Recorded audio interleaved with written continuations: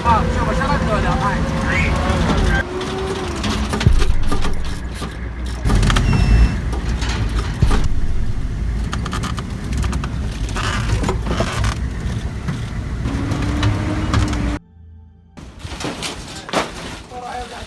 وين عمو؟ والله من سوق الشعاري.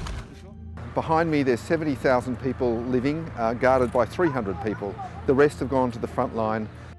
Michael, you've done a lot of reporting and you're a foreign correspondent. Do you prefer editing or reporting? Look, each of them has its joys and each of them has its stresses. When you are doing an important story, there are sleepless nights. You know, we are not the conscienceless kind of, automatons of legend. We worry about the people we're writing about, and we kind of fear the consequences of getting something wrong, and we wonder if we've made the right choices and asked the right questions along the way. So that's stressful, but it's also incredibly rewarding when something lands and it's clearly of the public interest. As an editor, I don't get quite the same satisfaction out of producing somebody else's work to its best possible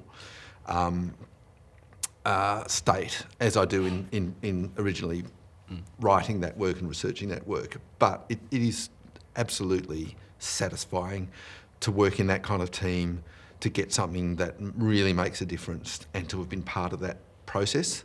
I'm so proud of the work that we've done in the investigative team, and it's hard work, but that's what keeps me going. Well, you are the Age's investigations editor. What does an investigations editor actually do? Well, plenty of things. I talk to the reporters about their stories. We've got quite a big investigations team at The Age. I guess the marquee names: Nick McKenzie, Richard Baker, who's now leaving, but Ben Schneider's, Simone Fox-Coob and Charlotte Grieve at the moment. So we've got, as I say, quite a large team. I talk through their ideas with them. From whatever source they come from. I occasionally pass things on, but from those guys, they're so well entrenched and talented that normally the traffic's the other way. And then ultimately when they produce copy, I edit the copy. So when a reporter comes to you with a story idea, what kind of things are you looking for in that story? I guess what does it need to have? Well, it certainly needs to have public interest. That's really the number one thing. And when I say public interest, I don't mean prurient interest necessarily, but something that has that people should know about, that they need to know about. And for example, I'll talk, for example, about the casino investigations that Nick McKenzie's done. They're a really good example of the public interest. Here are these enormous institutions in our cities. They pay massive taxes to the state governments. The state governments also regulate them, and the regulators have been watered down in recent years. They are big business concerns. They're essentially a licence to print money, and there's not a hell of a lot of oversight of them. So when somebody comes to me with a story and says, I've got whistleblowers, I've got documents, and I've got interviews that I can gather, that will sort of blow the whistle on the real business model of these places, the things that the shareholders don't see and that the governments don't see. We're probably the only ones who'd be interested in doing that. The government's too addicted to the revenue. The regulators have gone soft often. It seems to be a habit of regulators to go soft. And yet there's a vital public interest to know, when an institution of that nature is breaking the law, is treating people poorly in terms of problem gamblers and so forth. That to me is the quintessential story where journalism can really add value to the public by allowing the public to know something that they otherwise would not know. So Adele Ferguson's stuff on the cosmetic cowboys. There's a health regulator there called AHPRA and the Health Complaints Commission. There's a whole bunch of there's a suite of things that are supposed to keep doctors honest, but they don't. But either the way they're set up with their legislation, what they're allowed to ask and not ask, the way they're funded, and what the public gets to see. And then there are laws which are set up sometimes to obscure things. So suppression orders in courts are a classic example. My feeling about investigative journalism is that we are unencumbered, or should be unencumbered, by any of the kind of affinities that regulators tend to build up with the people they regulate. We can find stuff out. If we're dogged enough and determined enough, we can find stuff out that people want hidden. Nor are you encumbered by political imperatives. No, that's right. So we don't, if we see something going wrong in a Liberal government, we'll report it. If we see something going wrong in a Labor government, we'll report it. And, you know, the commentators on Twitter and elsewhere often accuse us of various things and bias and that kind of stuff. But I do like to point them to Nick Mackenzie's work on the branch stacking in the Labor Party with Adam Somyurek, and then the branch stacking in the Liberal Party with Michael Sukkar, and the kind of the wrongdoing specifically around the employment of taxpayer-funded staff to do some of that factional work. The old saying is that we do it without fear or favour, and that's exactly what we should aspire to. So investigative reporters tend to be fairly robust individuals. Can that be challenging at times in your dealings with the reporters, particularly if they're passionate about a story and perhaps you're a bit cool on it? I mean, how do you resolve those kind of issues? That does happen, and it also happens that while I might agree that the broader benefit of this or that story is there, that elements of it might either be over-egging it or the reporter's perhaps been led down a garden path, or more often we're not sure that we can truly rely on this or that source. What are the biggest constraints on the investigative journalism that you're pursuing? I'd say the number one constraint is the defamation law, and probably followed by courts who are supposed to be open, but often not particularly open. With defamation, haven't there been reforms of late, and do you think they will assist, or do they not go far enough? Without getting into the real technicalities of those laws, there are a couple of quite encouraging signs there.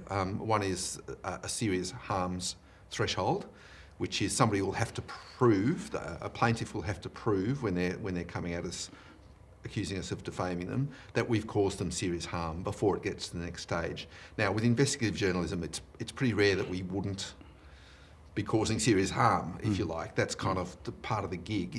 The other one is a much clearer public interest defence. So that's in defamation law. It's always the balance between whether you are between the right of the plaintiff, the genuine right of the plaintiff to have their reputation and to enjoy their reputation, with the right of the public to know the truth.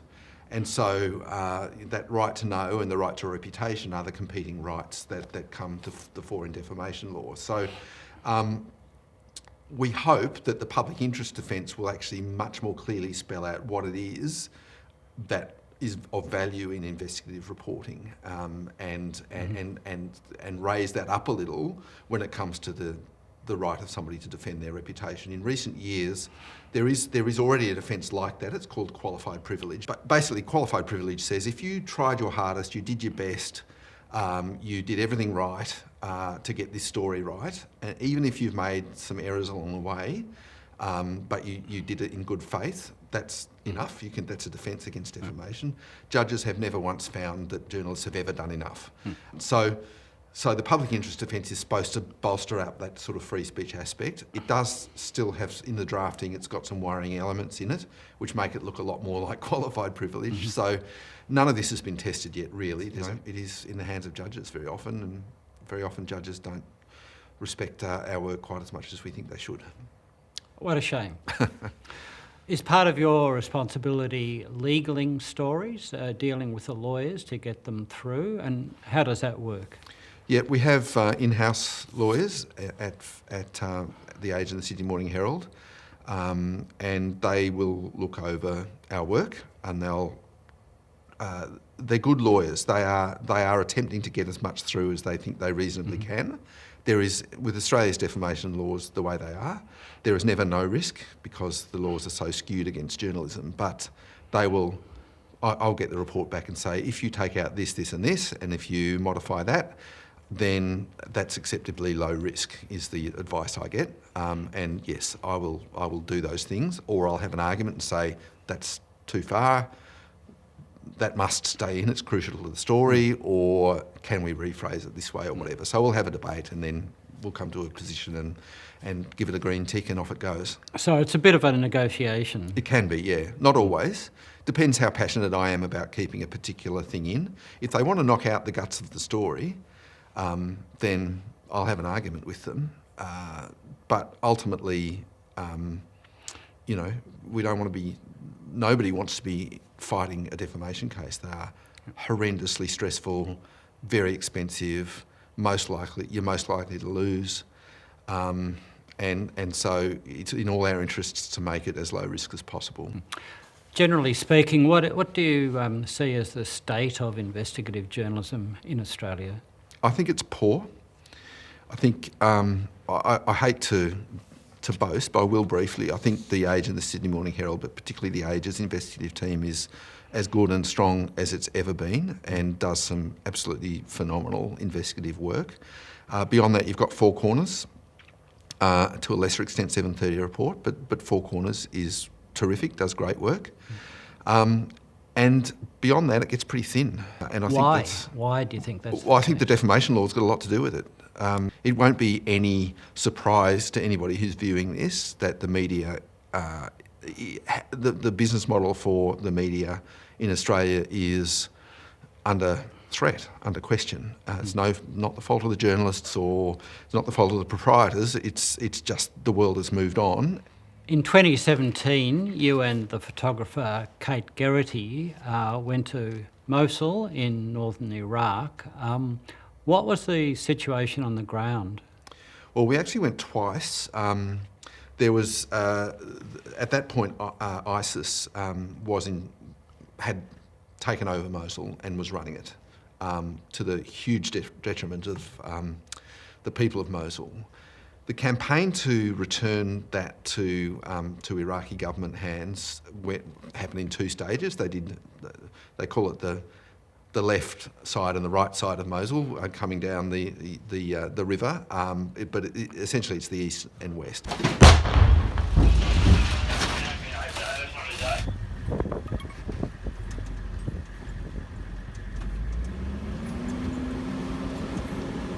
And our mission then really was to talk to people about life under ISIS. These were people who'd emerged sort of blinking into the light after 3 or 4 years under that rule, to get first-hand, fresh, raw experiences of what that had been like. And so we spent a bit of time in Mosul, but a lot of time in refugee camps where people were living and trying to subsist after they'd been evacuated.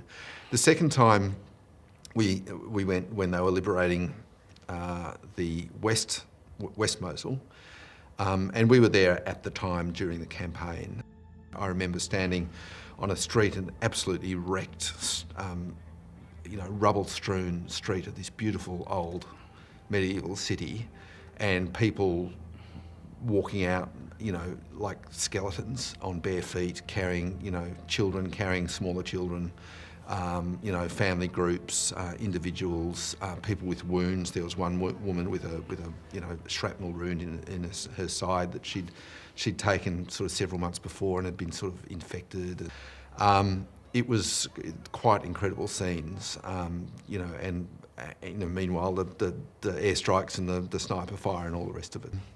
But again, what I remember there was the people, and the suffering that they'd been through. The resilience, the incredible fact that they'd survived this and were still, on barefoot through rubble, were walking out. I met a guy who'd just come out at a fast food store on the edge of Mosul, and he showed a picture of himself before the war, and he was quite chubby.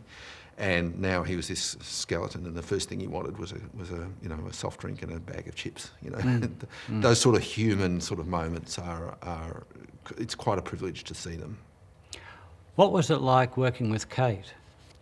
Kate Geraghty she's a phenomenon, but she's been in and out of war zones, for much of her career. She was in Iraq at the invasion in 2003 and in some pretty hairy situations, and she's been in and out of conflict ever since. That was the first conflict I'd ever photographed, and no one can really teach you anything about conflict. They can't describe the smell or what it sounds like. So yeah, that was the first conflict. The Lebanon War in 2006. Afghanistan, was there several times.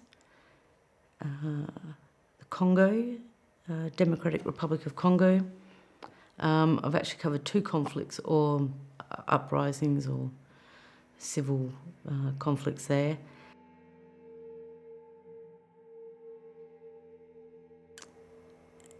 I remember being taught basically that the quiet moments in conflict can have as much impact as the explosions, and so it's an honour to work with people who can see like that. She is, I can't speak highly enough of Kate. She's a phenomenal photographer, but she is also she follows these things incredibly closely. She's across the geopolitics. She's determined throughout the sort of redundancy rounds and all the rest of it that our organisation has been through. She has managed to wangle her way into these sort of foreign trips to tell these stories from an Australian perspective, an Australian point of view. Yeah, she's a phenomenon. She's one of our greatest talents.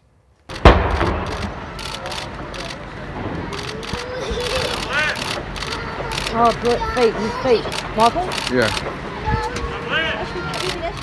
In armoured vehicles, you would travel through these narrow, ancient streets, turned to rubble. Like it was extraordinary scenes.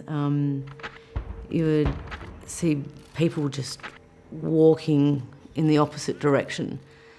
And these were the people that had fled that morning or the hour beforehand. Then you would get to a certain point, all of basically the last civilians were coming out. Some with bags of, one bag of their possessions. Men would walk out and lift their shirts to show that they not wearing any weapons. There were IEDs everywhere. There were wounded. There were soldiers interviewing suspected ISIS fighters. It was dusty. It was hot. It was really, really hot. A father had pity-backed his daughter. They were the last human shields, I guess you could call them, of civilians coming out of the front lines of Mosul that were under ISIS control.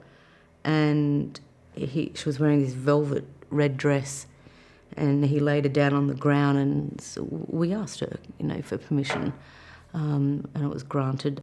Underneath her red dress was wounds. She hadn't eaten in weeks.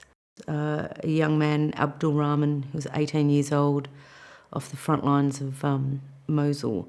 He can't remember what hit him, if it was a car bomb or a missile, but basically he opened up his front door to escape, and he was injured. And so Michael Bachelard and I met him in an ICU in a hospital just outside of Mosul.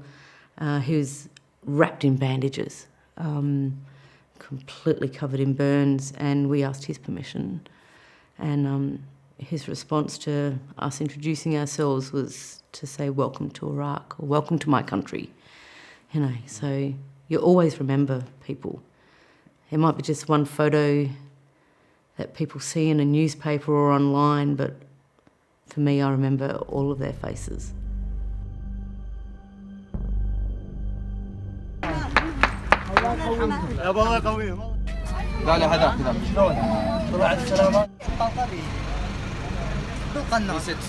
There was this large group of boys and young men gathered around me, sort of asking me questions about what I was doing and that kind of thing. And I sort of called out through our interpreter, "Did anybody here go to school?"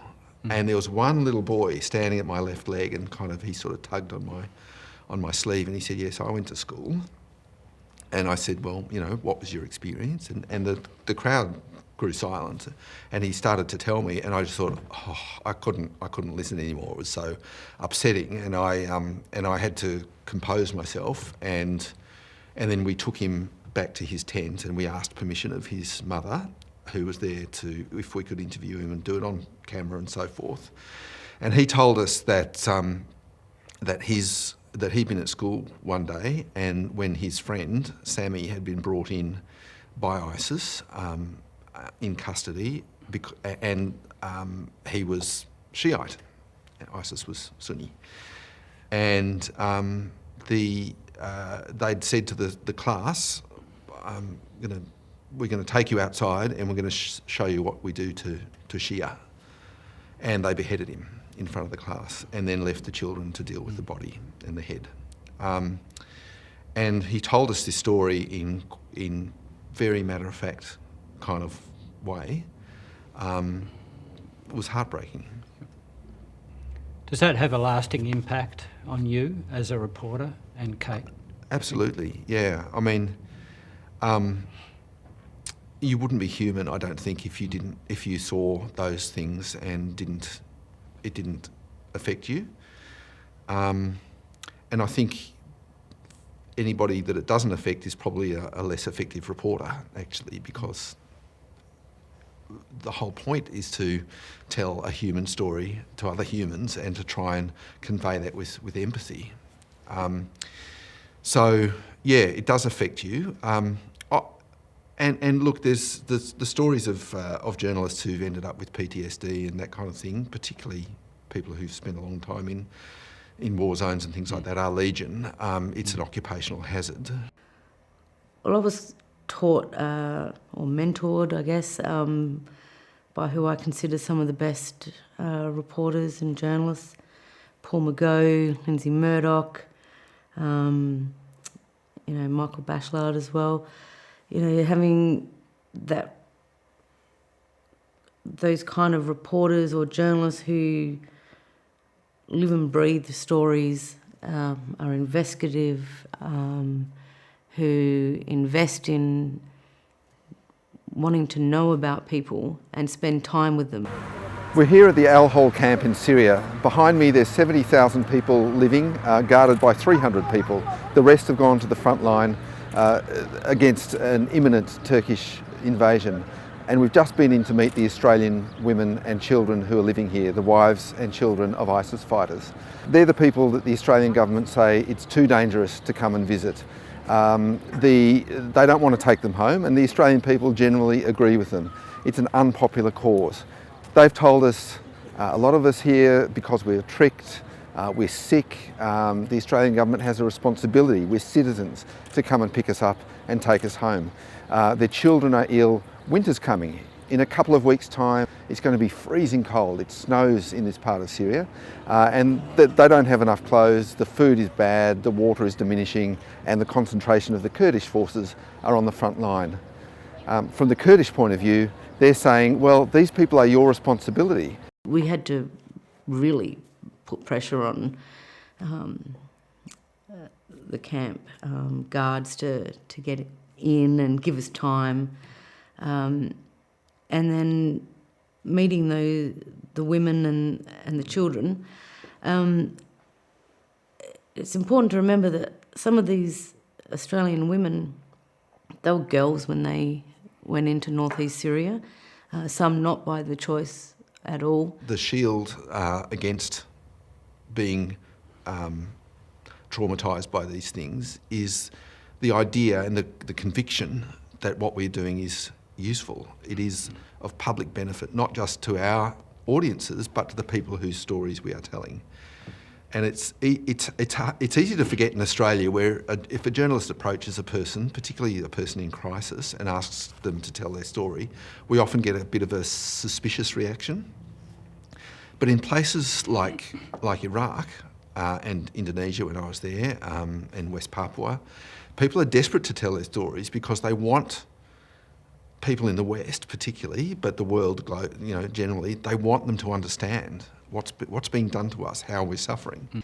For example, on the front lines in Ukraine, in eastern Ukraine, you're taking one camera, you've got 1 hour on the ground, and so you have to prioritise. Get the journo to film on his iPhone or...